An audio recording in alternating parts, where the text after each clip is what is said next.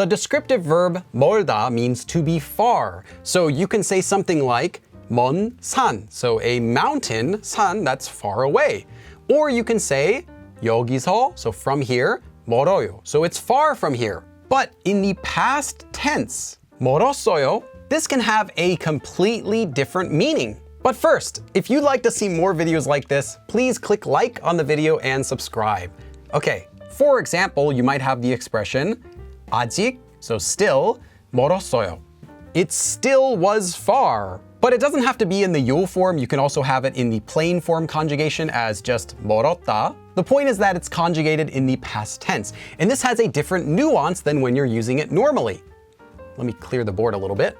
So then in the past tense, this expression actually has the meaning of to be a long ways to go, like something still far off in the distance in time. In fact, if someone compliments your Korean, why don't you try replying with 아니요, 아직 멀었어요. I still have a long way to go. Personally though, it sounds a little bit cheesy to me. If someone compliments my Korean, I just reply with 감사합니다, thank you. So then, how does something in the past tense, 멀었다 here, mean something in the future? Well, the quick answer is, and this is really fast, you don't need to know. Just learn this 아직 멀었다 and conjugate it and you'll be perfectly fine. It means there's still a long ways to go.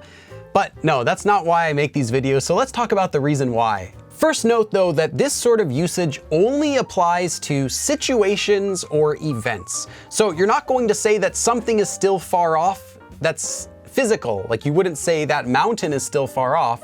If you want to say something is physically far away, just use the verb 멀다 as usual. When you use 멀다 in the past, you are actually not talking about the past tense from our point of view right now. Instead, you are using it to say that some sort of situation, which is in the future, is already set in stone. It's already decided. So because it's already going to happen, it's set in stone, you can look at it as if it's already happened. I'll talk about that more in a second, but this isn't actually too strange if you think about what we do in English sometimes too. If you practice Korean every day, you've got that test passed. Or maybe once you've watched this video, you've mastered the topic. So it hasn't happened yet, but we're talking about it in the past tense as if it already has.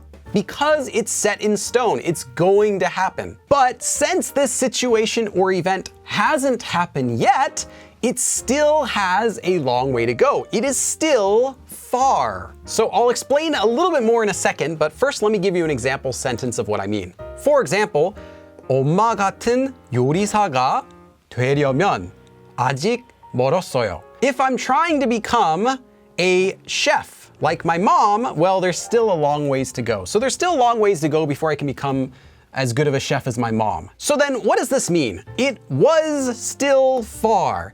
You can think of this usage of 멀다 in the past tense as if you are standing in this imaginary future where something has already happened. From where you're standing in the future, that event, which again is in the past, is still a far distance. It's as if you're thinking, in the future, things will be like this. And in that future, this event now was still far away. And note though that this only applies to the verb 멀다, to be far.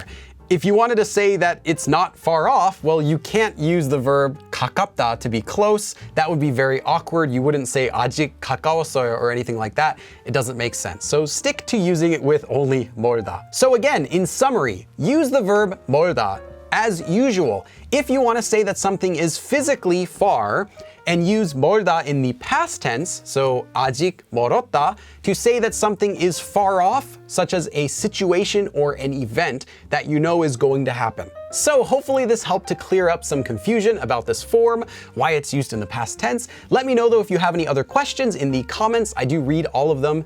Thanks for watching. Remember to like this video and subscribe, and I will see you again next time. 그럼 다음에 또 봐.